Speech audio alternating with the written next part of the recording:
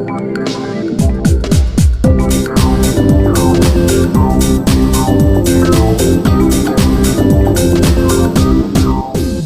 untuk saya ini memang dari kecil ya, dari kecil alhamdulillah saya itu selalu eh, mengaji diri dan belajar diri sendiri tanpa adanya guru gitu. Karena memang saya dari kecil tuh senang baca-baca Al-Quran dan saya pelajari dengan ajaran Rasulullah. Jadi bukan untuk mencari kesaktian ya, saya itu mencari ilmu kebatinan yang diajarkan oleh Rasulullah yang memang tertulis di dalam surat Al-An'am ayat 103. Dan di saat saya kecil, dimulai usia kelas 6 SD itu saya udah mempelajari dengan puasa, dengan mengamalkan zikrullah, dan nomor satunya lagi saya kuasai surat Al-An'am ayat 103. Yang maka dari itu setiap saya habis berzikir selalu ada ilapat-ilapat yang memang datang kepada telinga kanan saya menyampaikan sesuatu yang tidak saya tanya gitu. Jadi seperti lagi habis zikir, terus ada yang memberikan ilapat lewat telinga kanan saya memberitahu bahwa di tahun sekian akan ada ini gitu. Bahkan karomah dan padilahnya dari surat Al-An'am itu, setiap saya bertemu dengan seseorang tanpa seseorang itu bicara, saya seperti mendengar isi hati seseorang itu bicara apa. Dan contohnya di lahir tuh bicara A gitu ya, di batinnya bicara B, itu terdengar oleh telinga saya begitu. Teh, banyak spiritual yang dalam artian maaf abal-abal gitu kan, yang akhirnya eh, bawa teteh yang lebih menerawang duluan, tapi akhirnya itu bocor dan diambil atau dicomot sama spiritual abal-abal gitu kan. Melihatnya gimana teh?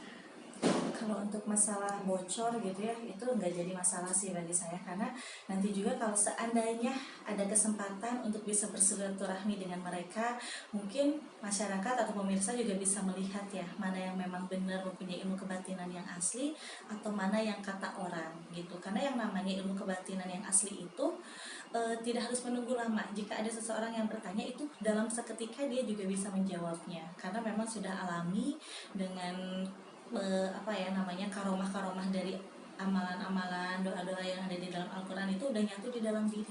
Makanya pertanyaan apapun insya Allah saya bisa menjawab. Hanya satu yang tidak saya tahu, itu adalah takdir, yaitu kematian. Oke. Ada pengalaman terberat nggak sih dalam membantu orang lain?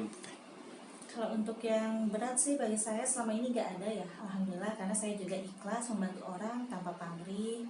Dan yang beratnya itu adalah jika saya membantu seseorang dan seseorang itu tidak menuruti syarat-syarat yang saya berikan. Contohnya, saya membantu seseorang, tetapi satu, jangan sampai meninggalkan kewajiban. Kewajiban itu apa? Yaitu salat fardu yang 5 waktu, yang memang itu adalah kewajiban dari Allah. Di saat orang itu melanggar dan keinginannya itu tidak tercapai, dia menyalahkan saya. Nah, itu yang paling beratnya kalau untuk bagi saya. Teh, seberapa persen sih teh keberhasilan yang pernah yang sering teteh tangani dalam membantu seseorang teh? Insya Allah sih kalau untuk yang berhasil itu insya Allah banyak ya, semua atas izin Allah, karena saya juga nggak mengaku-ngaku saya bisa, saya hanya perantara yang apa, keilmuan, kebatinan gitu, dan apa yang saya punya yang diamanahkan oleh Allah, saya ingin sekali bisa membantu seseorang atau bisa membantu orang banyak yang bisa manfaat untuk mereka gitu. Jadi untuk yang berhasil itu alhamdulillah banyak, yang tidak berhasilnya juga ada. Tetapi kalau yang tidak berhasil itu yang tidak menuruti perintah-perintah yang saya syaratkan untuk mereka gitu. Teh, banyak dari kalangan pejabat dan artis yang bisa dibilang mendatangi teteh untuk dalam hal-hal pribadi maupun bisnis gitu kan. Insya Allah ada sih. Hal seperti itu yang membuat artis mulai banyak percaya dengan ibaratnya keahliannya teteh gitu kan. Tanggapannya gimana teh?